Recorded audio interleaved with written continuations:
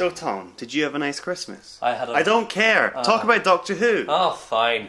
Okay, so The Husbands of River Song came out. Yes. Of course. Yes. We knew before this that Greg Davis's head would be in it. Yes. Matt Lucas's head would be in it. That's right. And a couple of other quirky things. One of the things I was fully aware of was that Moffat had felt that the show had been getting a wee bit dark, and he said to Alex Kingston, "Come along and do something fun with me. Let's brighten this up. Come along and do something fun and bright, like have River Song marry a man so that she can murder him and steal something in his brain." Exactly. It's just nice, a light, lovely, fluffy entertainment. We're gonna send River Song to a spaceship filled with the place where, what is it? King Hydroflax. Murder comes to dinner or something. Murder comes to dinner. What? Yes. Oh yeah, that's right. When they're talking about death quite a lot in this one. I did like it. So mission achieved, Moffat. Yeah. Well, put it this way: I like this more than Last Christmas. I think the comedy is much appreciated. The amount of silliness is appreciated. Yeah. The comedy occasionally was a little stilted, I'll admit. I think sometimes Alex Kingston or Peter Capaldi would say a line like they were a bit too aware that it was meant to be funny. Like when Alex Kingston says, nobody move or the head gets it." Right. You know, I think that's a bit too... I think in order for these things to be funny, they have to be played dead serious. And, you know, the Doctor laughing at the fact that they're being shouted at by a bag. Mm-hmm. We could have just done with the bag continuing to shout them, I think. Or and then that would have been funny in itself. We don't need the Doctor telling us to laugh. That could have been played a little differently. Yeah. I don't know if that was meant to be funny because he told us it was funny. Like I think that was an important part of the character story was that he was... Oh, that he was finally able to laugh. That makes sense. Yeah, that makes sense. Yeah, I'll take that. Other funny things, I thought the insect man on the big spaceship, who said, she's kind of going, "How are your kids?" Fleming. Fleming, yes. Fleming was funny. Yeah. She would kind of say to him, "How are your kids?" He'd go, "Oh, still digesting their mother, thank you very much." It reminded me of a sort of Monty Pythonish sort of...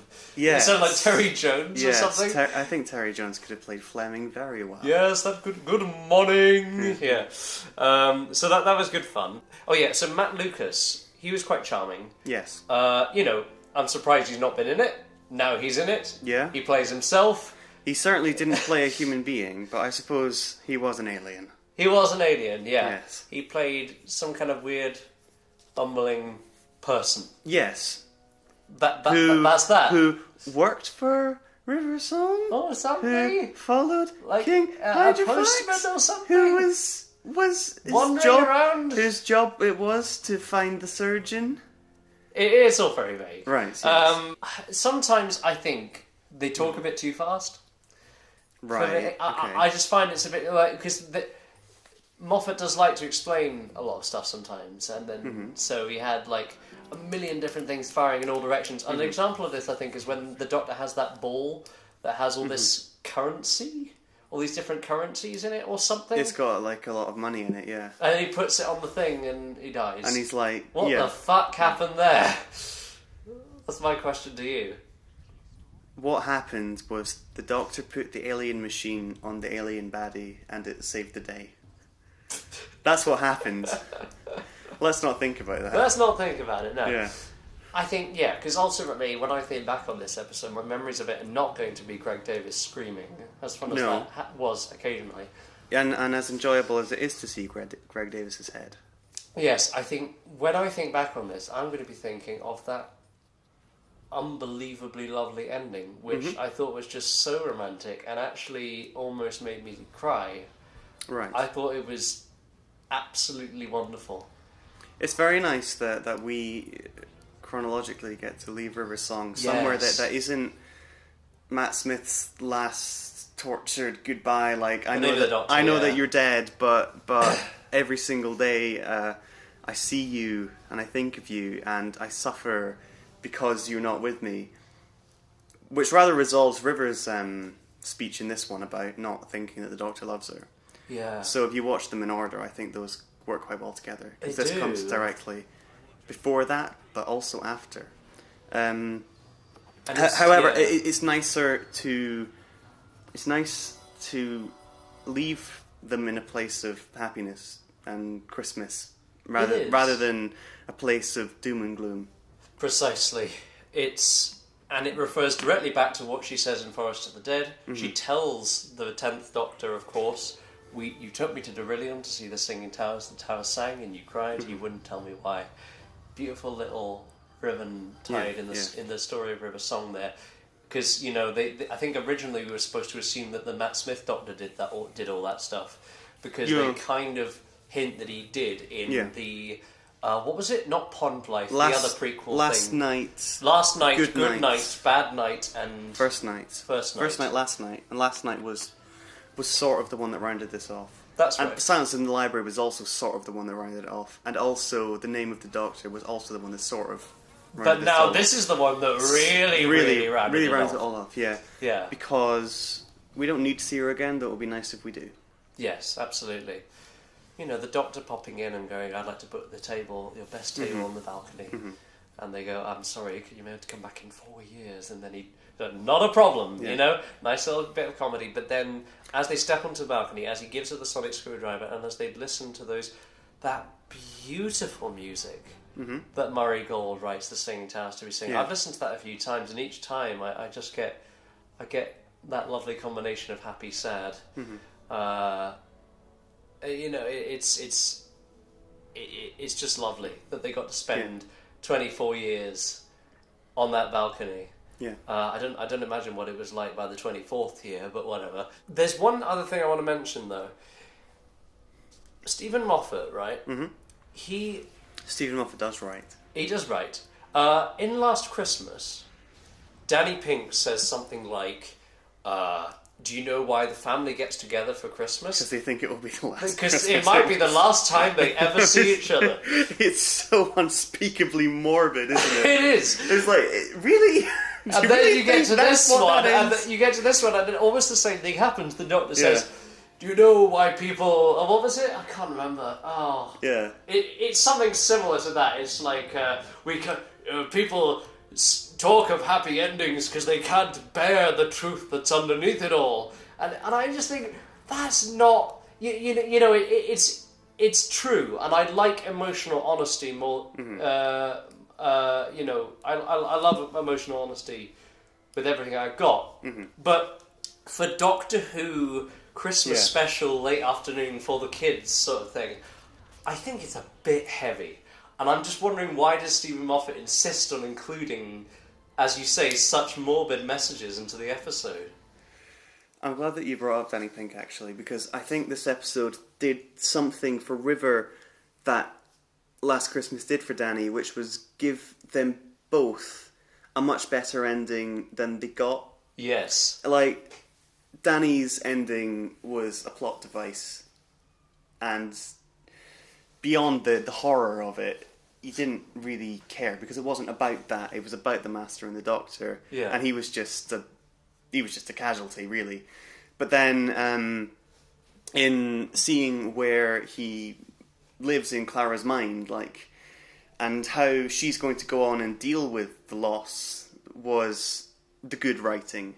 Yes. I think that Moffat often forgets to do because he's so caught up in all the details and all the the complex science stuff. Science. Yeah. Yeah. And in quotation marks. In quotation marks. And I mean, with the Name of the Doctor, that was not an episode about River. No. Not at all. It was originally going to be called The Funeral of River Song. But I think the reason... Yes, I know, right? But I think that the reason he changed the name is because it wasn't about River at all.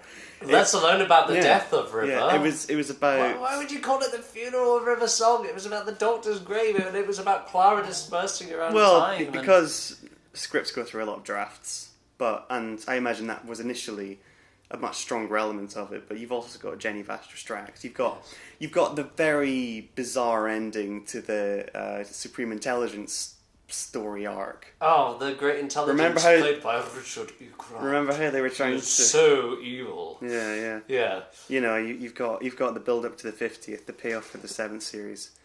pay off a river, and it was too much. It was all clustered, and and so these Christmas episodes, with their standalone nature, I think they are a good place to sort of do the emotional thing as opposed to the science fiction thing. Exactly. But by the way, families sitting at home, this might be the last time you ever see each other, is sort of... Yeah, I'm not quite sure what Danny was going on about there. Yeah. I'm not sure I agree with him. Yeah. I think the families get together Cherish your time together because only death waits for you. Hey kids. Hey kids. Danny said to the camera, let's take a look at Grandpa. He's looking a bit old, isn't he? Don't do this, Stephen. He's looking a bit old. Oh my word, stop. An update on Tim from the Magician's Apprentice review. Oh, he was my favourite. He was my favourite with his porn. He recently went to Serbia and he missed his flight. So he took a BlaBlaCar lift to London from Glasgow, flew to Skopje that evening, bribed my way through Macedonia the next morning, and I've just completed my first shift in a refugee camp, sharing a room now with really awesome people for free, and looking forward to the first sleep in 65 hours. The thing about Tim is nobody would believe he exists because where's all the money coming from? Precisely. It's like when you write a film about I don't know, something really absurd like Iron Man, and you're like, well, nobody's that rich. Nobody can keep making all those Iron Man suits. Well, Tim is. Nobody can keep going to all those. Yeah, Tim lengths. lives an Iron Man suit, doesn't he? He does. He does actually have one. Oh, does he? I forgot to tell you that. Okay, back to this rubbish. Oh, I know. So I want to talk about Stephen Moffat's mindset in writing, because this one starts, as I say, as a huge big comedy romp. He's clearly thinking, okay, let's do something light, let's do something funny, whatever. Then you get to the end, and then suddenly it gets incredibly sad, quite happy sort of at the same time, with the whole, and they lived happily, not ever after, but they lived happily, which is quite a nice thing. Do you think he's sort of foreseeing the end of his time as writer of the show when he ends the River Song arc? Do you think that's part of him sort of saying, well, I'm going to have to let go of River Song at some point, let's do it now? Right. Is he sort of anticipating the end, is what I'm asking. Well, I think from things he said, he thought that would be the end if he had his way. Yeah. But that he's got to stay on for practical reasons and for the good of the show, because he wants to make sure that the next transition is as smooth as the last one. Yes. And so, well, you know how for his last foray into Doctor Who, Russell T Davies brought back the Time Lords. Stephen Moffat did a very similar thing with the end of the last series. Yes, he's probably leaving. Probably wants to leave. Yes. Because I was talking to you, I think, a bit, like, in terms of trends in his writing, the first couple of Matt Smith series, you know, it's not very reliant on previous Doctor Who stuff. It's all new. It's the silence. It's the cracks in time. The only thing that's really brought back is the Daleks, and with the occasional Cybermen. Oh, and the Silurian two-parter. Oh, and the Silurians. Yeah, that's true. As it's gone on, we've had more and more things come back. So, like, you've initially just got Silurians, maybe Daleks, and then it gets into Series 7, like Great Intelligence, then the Doctor, other Doctors come back, then the Master comes back, then Davros comes back, and it's sort of tying more into its past as Moffat's era has gone on. Yeah. It also gets a bit darker, as we say. Series 9 and 8 are a bit less friendly, I'd say, than maybe Series 5 and 6. So basically, I'm just wondering about trends in Moffat's writing, and if you wonder whether any of that stuff is as a result. Could you say anything about how he's been approaching the show and how that's changed over the last few years? How, in fact, that has changed. How it has changed. I'm, of course, referencing Dr. Chang. Dr. Hit Chang. Doctor Who episode, whatever the fuck it was called last year, Dark Water. Oh, crap! Yeah. Yeah, I forgot about that guy. Yeah. That's the guy who said a line that was written by BBC executives. When Is it? Yeah, well, he says, "Be warned, these images may be disturbing." Right. He Yeah. says that exact line. That was not written by Moffat. That was written by the BBC. That's funny. To try and directly say to the audience, "Be warned. Yeah, watch This out. is probably disturbing." Watch out, Moffat's off his meds. He's writing a story about how dead people can feel their own cremations. Well, exactly. This is what I'm talking Yeah. about with the dark themes and the increase in Yeah. frequency of dark themes. Do you wonder if he is? You were talking about how Moffat is a bit trapped. Maybe the horrible fans are getting to him. More and more people. The number of people who are asking him to leave has not gone down. I think if anything, Moffat's writing has been influenced by the fans in that he's now trying more and more and more to pander to them to make them happy. He's come out with statements like, I think the world is great because of fangirls, and I love Osgood because she's a fangirl. This episode was full of River Song saying quite sexist things about men, like, don't think because you're a man and it looks weird when you think. Oh, yeah. And things like that. And the Sherlock episode was about suffragettes, and it's filled with all of the most intelligent men in the world saying, we have to lose this war because women are great. Women are great. And also, we love women. The general, when he regenerates, says, that's the only time I've been a man. Yeah. How do you cope with all that ego? Yeah, yes, exactly, yes. And there's the Zygon two-parser, which is every single side character that can be a woman is, Yes. except for that Zygon who gets exploded and dies, who is male. Yeah, Ertoin, or whatever the fuck his name is. The Suicide Man. Suicide Man, yeah. Yeah, that's what they should have credited Yeah. him as. Suicide Man. Suicide Man, who cannot cope with the radicalization of his kind. And I mean, this series, they had the opportunity, like, with the character of Jack, who worked at units and then was a fatality in that story. Well, they could have brought back the Irish guy from Dave the Doctor, but they didn't. No. Because instead they created a new character who was a woman. Oh, that's a man! Get rid of him! That's meant to be yeah. Stephen Moffat. I could tell, it was No, accurate. I don't want men in the show anymore. So We've that's... past that. So that's an answer to your question, Tom. I think his writing has changed as a direct result of criticisms. I think he cares very much about what people say about him, and I think he's trying to prove that he is not a massive sexist. Yes. But no one is pleased. But I don't think Apart that from us. I honestly don't think that people are going to see it that way, because I think the internet made up their mind as soon as David Tennant regenerated. Yes, they did. Honestly, I think they haven't made up their mind like, since. Honestly, I think in many ways that's what the problem is. Well, yeah, because we made a video, it wasn't very successful, last year, called 5 Years Since David Tennant's Regeneration. Yeah. And I think that we were trying to sort of say, look, people are never going to move on from David Tennant. The fucking 15th Doctor will come along and people will say, maybe the 15th Doctor should be played by David Tennant again. Mm-hmm. Shut up. Well, yeah. Go watch those ones. Go watch those ones and see that you've sugarcoated those memories. They're not as good as you remember. Yeah, but they're also not that bad. They're just fine. They're just Doctor Who. It's all Doctor Who. It is. It's and different. Some episodes are weaker and some episodes are stronger. That's just the way of it. It's always been. But Series 9 is the best series, in my opinion. Okay. So now I think we should end this series of Series 9 reviews by asking you what you thought of the series, SD.